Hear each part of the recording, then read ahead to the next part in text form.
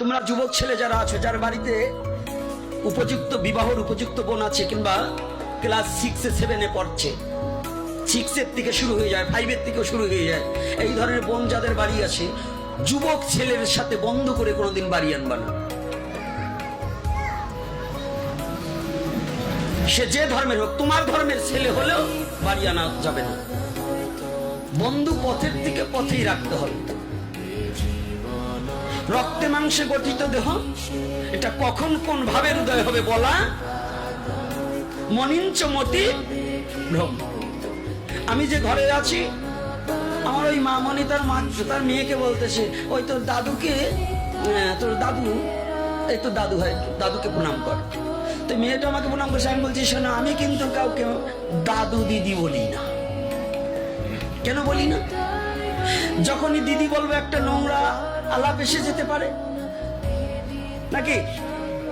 আর যদি তোকে মা বলি, মায়ের সাথে কোনোদিন কোনো সন্তান নোংরা আলাপ করতে পারে কি বাবা?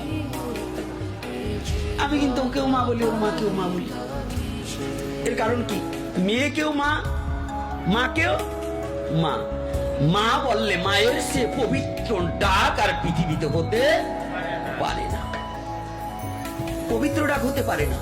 তাই হে যুবক এবং যুবতী, তোমাদেরও বলে দিচ্ছি, যুবতী নারী যারা এসেছো, মা, সনাতন ধর্মকে রক্ষা করতে হলে সনাতন ধর্মের স্বার্থে, টুকটুক করেন না, সনাতন ধর্মের স্বার্থে, সনাতন ধর্মের জানার সাথে, বোঝার সাথে, সনাতন ধর্মটাকে হৃদয়ঙ্গম করার সাথে বলছি, সনাতন ধর্মের এই পবিত্র ধর্মকে রক্ষা করতে হলে তোমার নিজেকে পবিত্র হতে হবে। আর নিজেকে পবিত্র হতে হলে তোমার কিছু কিছু জিনিস বর্জন করতে হবে। তার প্রথম হচ্ছে তোমার এই বাহ্যিক বন্ধুকে পরিত্যাগ করতে হবে। ধর্মের মা বাবা সহজে পাতানো যাবে না, কথাটা বুঝছেন? ধর্মের আজকাল কিন্তু সনাতন ধর্মের এই ধর্মের মা বাপ পাতাইয়েই কিন্তু অকাম বেশি ঘটছে। রাগ করছেন নাকি কর্তারা? ধর্ম খুব ভালো জিনিস, কিন্তু ধর্মের ভিতর যদি অধর্ম ঢুকিয়ে দেন তাহলে খারাপ না? সাধু কর্তারা রাগ হচ্ছেন? তাহলে আমাদের কি প্রয়োজন?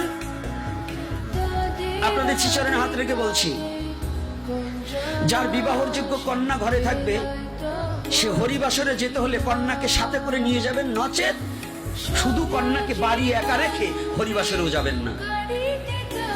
যার বিবাহের উপযুক্ত কন্যা আছে, তার বৃন্দাবনে যাওয়া নিষেধ আছে, তীর্থ পর্যটন তার নিষেধ, ওই কন্যাকে বিবাহ না দিয়ে। যদি আপনি বৃন্দাবন এবং তীর্থ পর্যটনে যান, ওই কন্যা যদি কোনো রকম দুশ্চরিত্রের আশ্রয় নেয়, যদি ওই কন্যা যদি অসতীত্ব বহন করে, যদি কোনো অপকর্মে লিপ্ত হয়, ওই অপকর্মের পরিপাকে যে পাপ হবে, সেই পাপের ভোগ আপনারও